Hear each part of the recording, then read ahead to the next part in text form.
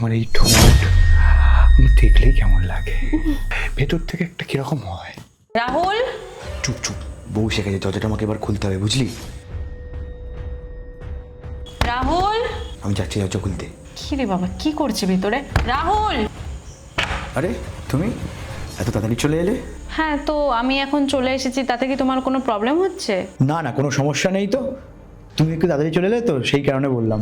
আসার সময় নয় মানে? আর দরজা খুলতে এত দেরি হলো কেন? কি করছিলে তুমি ভেতরে? আরে এমনি দেরি হয়ে গেছে, এমনি ড্রেস চেঞ্জ করছিলাম। আচ্ছা ঠিক আছে, তা দরজা আগলে এরকম কেন দাঁড়িয়ে আছো? আমাকে ঘরে ঢুকতে দাও, সরো। না, এখন ঘরে ঢোকার কি আছে? না মানে? তুমি ওই ঘরে যাও না। আমি পাশের রুমে যাব? আমি আমার রুমে না গিয়ে এখন আমি পাশের রুমে গিয়ে বসে থাকবো? কি এমন মহান কাজ করছো দেখি তো তুমি? সরো সরো আরে! সরো। এই মেয়েটাকে? এই মেয়েটাকে তোমার জন্য কি হবে?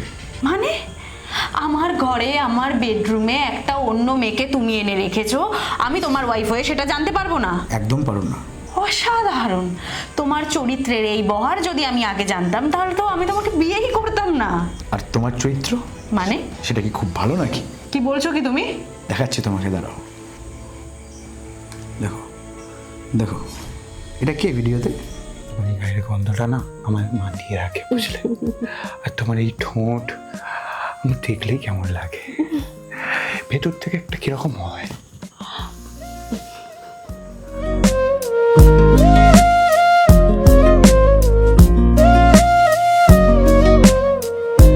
খুব চেঞ্জা লাগে নাকি ভিডিওটা?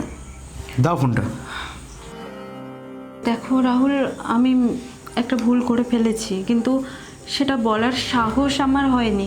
কিন্তু রাহুল, তাহলে তুমিও আমার বিশ্বাস ভাঙবে? আমি তোমাকে বলেছিলাম না আমার এক মাসুতো বোনের কথা, যে স্যান ফ্রান্সিসকোয় থাকে। শ্রুতি, এদিকে আয়। ও শ্রুতি আজকেই ফিরেছে বিদেশ থেকে। আমি ওকে তোমার ব্যাপারে সব কিছু জানিয়েছিলাম, যেটা তোমাকে দেখালাম সেটাও ওকে দেখিয়েছিলাম আমি। এবার বলো কি বলবে? রাহুল, আমি মানছি আমি ভুল করেছি, প্লিজ আমাকে ক্ষমা করে দাও।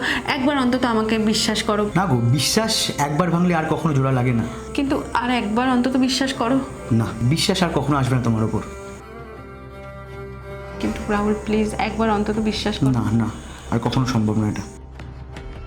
চল শ্রুতি, আমরা বেরিয়ে যাই। রাহুল